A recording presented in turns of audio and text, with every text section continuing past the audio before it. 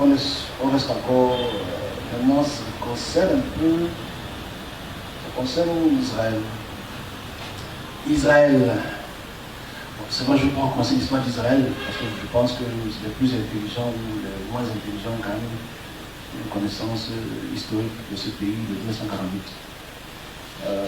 J'étais en Cisjordanie il y a quelques jours, spirituellement. J'écoutais une conversation qu'il y avait entre certains dirigeants d'Israël et ils préparent une annexion sur la Cisjordanie. Ça va vraiment encore apporter des massacres entre Palestiniens et Israéliens. C'est vraiment grave. Vous savez, j'avais prévenu l'année passée en septembre que j'ai vu avec les services secrets américains comment les armes vont entrer en Israël par les Palestiniens, ils vont connaître beaucoup de meurtres. Je pense que décembre, janvier, ils n'ont jamais atteint un si haut niveau vraiment depuis les années, les guerres de 48 et 50. Moi je préviens encore. Est-ce que la communauté internationale va faire son travail? C'est compliqué de faire son travail. Si eux ils défendent, si eux ils ne vont pas défendre la Cisjordanie contre Israël, ça va être grave, puisqu'ils défendent la Crimée contre la Russie. Ils vont choisir quel camp?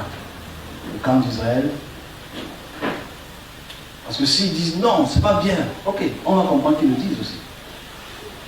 Mais on va voir que ça va passer comme ça là. Parce que j'étais dans ce pays et j'entendais dans les gens qui criaient partout dans le quartier. Ils nous ont annexés, ils nous ont annexés, ils nous ont annexés, ils nous ont annexés. Criaient partout. On est en Cisjordanie. Donc je préviens donc les autorités qui fassent ce qu'ils ont mieux de faire pour ce pays. Nouvelle nuit de violence à Khawara. Les affrontements ont éclaté entre Israéliens et Palestiniens après la mort du terroriste qui a perpétré la veille au soir un attentat sur la route 60 contre un véhicule dans lequel se trouvaient 3 membres d'une famille, une mère et un père et leur petite fille d'1 an et demi.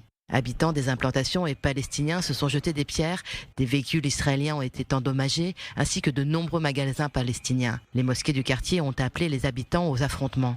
Les forces de sécurité israéliennes sont intervenues pour disperser les émeutiers. Un terroriste palestinien a été touché par les tirs. Le Croissant Rouge a indiqué qu'il était décédé suite à ses blessures. Un autre civil israélien a été également blessé.